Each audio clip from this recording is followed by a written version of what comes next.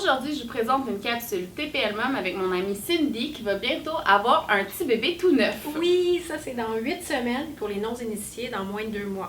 Oh my god. Est-ce que tu as hâte de le serrer pour la première fois contre toi? Tellement, je sens que je vais pleurer ma vie, là, je vais tomber en amour. Puis les câlins vont vraiment m'aider à créer un lien spécial avec mon bébé. J'ai hâte. Oui, ça a tellement bien fait. Oui. Cindy, là c'est ton premier bébé. Oui. Est-ce qu'il y a des trucs drôles que tu as prévu d'apporter dans ton sac d'accouchement?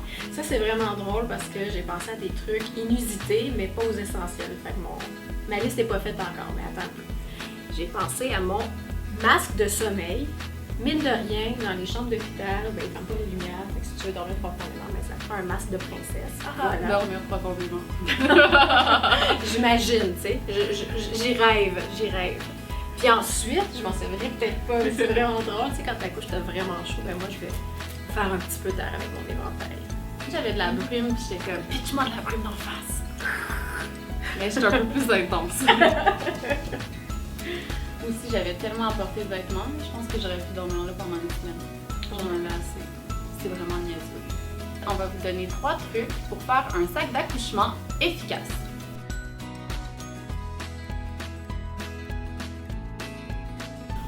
1. Pensez aux essentiels pour vous. Une brosse à dents, de la pâte à dents, une brosse à cheveux, des serviettes humides si jamais vous voulez pas prendre une douche.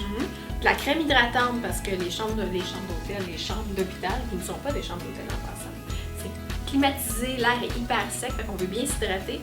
Shampoing sec, toujours pratique quand même, hein, si on veut juste se faire une petite mise en pied rapide au presto. Il y a aussi un savon doux pour le corps parce qu'on veut être propre et sentir bon. C'est le fun. L'important, c'est de focusser sur les choses qui vous rendent confortable. 2. Pensez aux essentiels du bébé.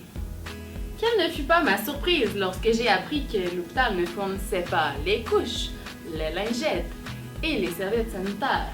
Moi, je dis que c'est ton petit côté princesse qui est habitué tout à avoir gratuit. Moi, je dis que c'est mon côté vlogueuse. Joke.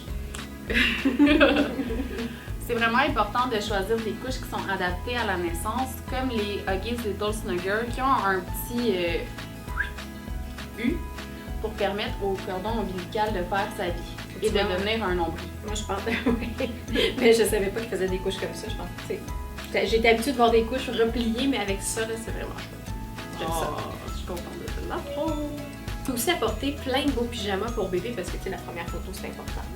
Ouais, mais pas tant. Parce que c'est important de faire du pot à pot. Et si tu t'intéresses au pot à pot, tu peux aller visiter le câlinaubébé.ca. 3. Pensez souvenir. Un de mes meilleurs coups, c'est d'avoir acheté un appareil de type Polaroid. Puis je prenais des photos avec toutes les personnes qui venaient me visiter. J'en gardais une pour moi, puis j'en faisais une copie pour eux. C'est tellement une bonne idée, je vais rajouter ça à ma liste. La seule chose, c'est qu'il ne faut pas oublier les souvenirs dans la chambre parce que sinon, bye bye, ils vont disparaître. Il faut aussi dire à ton conjoint de ne pas oublier ces choses parce que ça peut être stressant un peu un départ pour un autre. Oui, l'accouchement, c'est pas évident. Non, c'est ça. Visitez le câlinaubébé.ca pour obtenir un paquet de couches gratuit et c'est la meilleure chose à mettre dans votre sac pour aller accoucher. Ah ah! Et c'est gratuit. Ah ah ah!